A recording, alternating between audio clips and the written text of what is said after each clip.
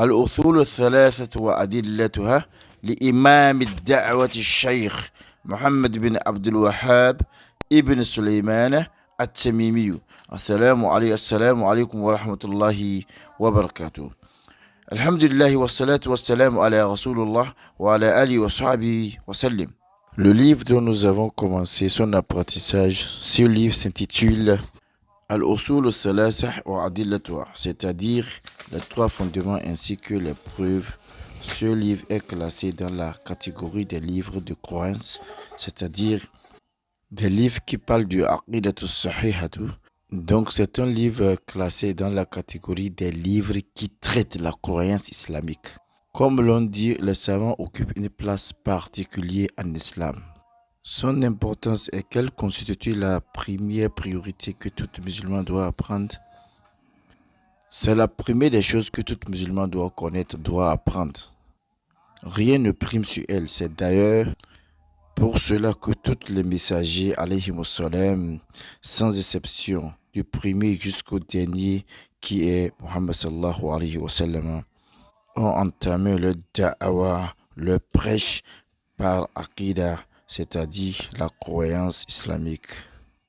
En effet, les savants ont dit qu'à l'aqidah, c'est-à-dire la croyance. Dans la langue arabe, ça vient du verbe aqada. Et aqada veut dire que, en français, le fait d'attacher, le fait de nouer quelque chose, afin que ça soit bien solide.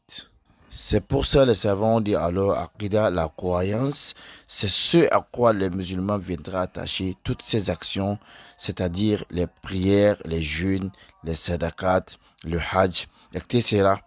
C'est ce à quoi ils viendraient attacher, c'est ça qui est la croyance. Et ils ont dit que la croyance représente pour le musulman ce que la fondation d'une maison représente pour cette maison-là. Et ils ont dit une maison qui est bâtie sur une bonne base, sur une bonne fondation, c'est une maison qui va durer longtemps et qui ne va pas s'écouler. Par contre, une maison qui est bâtie sur une mauvaise fondation, la fondation n'a pas été bien faite et on dépose la maison dessus à cause de cette maison, tôt ou tard, la maison finira par s'écouler.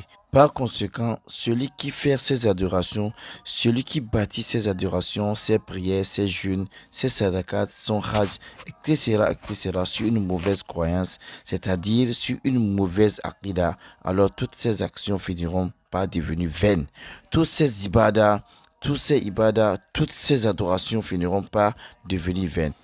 Par contre, celui qui bâtit ses adorations, ses ibadah, son amal sur une bonne croyance, sur une bonne base, alors, bi'iznillahi ta'ala, le jour du jugement dernier, il ira retrouver ses actions auprès d'Allah subhanahu wa ta'ala.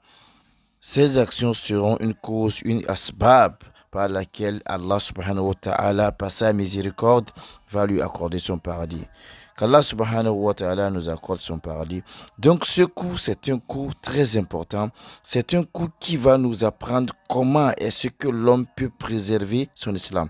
Parce que, comme nous l'a dit le prophète sallallahu alayhi wa sallam, parmi les grands bienfaits que Allah subhanahu wa ta'ala nous a fait, il y a le fait qui a fait de nous des musulmans, qui nous a accordé l'islam. Maintenant, ce qui est le plus important pour nous, c'est comment faire pour préserver, pour sauvegarder cet islam-là. Car comme disent les savants, de la manière dont l'ablution de l'homme s'annule, de cette manière l'islam de l'homme s'annule. Ça veut dire l'homme peut passer du statut de musulman au statut de mécréant, de kafir ou bien de mushrikin. Qu'Allah subhanahu wa ta'ala nous préserve de cela. Inch'Allah, nous allons bi'iznillahi ta'ala accorder une attention particulière à ce qu'on vient de commencer ensemble. Bien le maîtriser, expliquer à nos femmes, nos enfants, à nos entourages, afin que cela leur soit profitable, afin que l'islam soit préservé, afin qu'ils puissent trouver bénéfice de leur adoration, de leur croyance auprès d'Allah subhanahu wa ta'ala. C'est pour ce souci que le prophète sallallahu alayhi wa sallam, lorsque Allah subhanahu wa ta'ala lui a dit « Ya ayyuhal mudaththir, qum fa'anzir » وربك فكبر وثيابك فطهر والرجز فاهجر ولا تمنن تستكثر ولربك فاصبر. Lorsque ce verset est tombé sur le prophète sallallahu alayhi wa sallam, les savants ont dit, c'est ce verset qui a fait de lui un prophète et un messager. Lorsque le prophète sallallahu alayhi wa sallam a reçu l'ordre d'Allah d'aller partager la bonne nouvelle, lorsqu'il est venu à la Mecque, beaucoup de péchés étaient commis. Les Arabes, dans leur temps, ils tuent leurs filles vivantes, ils les enterrent vivantes, ils forniquaient, ils buvaient. Il y avait toutes sortes de grands péchés qui étaient là. Mais le prophète sallallahu alayhi wa sallam, quand il est venu, il ne les a pas appelés à rien de tout cela. Il ne l'a pas parlé à rien de tout cela. Quand il est venu, directement, il les a dit, ô peuple de Quraysh, ô habitants de la maison sacrée, venez, je vais vous apprendre une parole par laquelle vous allez connaître la réussite. Quand ceux-là sont venus à croire, il les a appelés. Il les a appelés sur la ilaha illallah. C'est-à-dire, il n'y a aucune divinité qui mérite toutes nos formes d'adoration, si ce n'est pas Allah subhanahu wa ta'ala seul. Qu'on unifie Allah subhanahu wa ta'ala dans toutes nos formes d'adoration. C'est pourquoi Allah subhanahu wa ta'ala a dit dans Surat al-Ikhlas, Qul huwa Allahu ahad. Il est Allah unique. C'est ça qu'on appelle al-aqidah. Al-aqidah sahiha. Par contre, lorsque le chrétien dit que Allah subhanahu wa ta'ala est égal à trois, le Père, le Fils et le Saint-Esprit, ça là aussi c'est une croyance, mais c'est pas une croyance sahiha.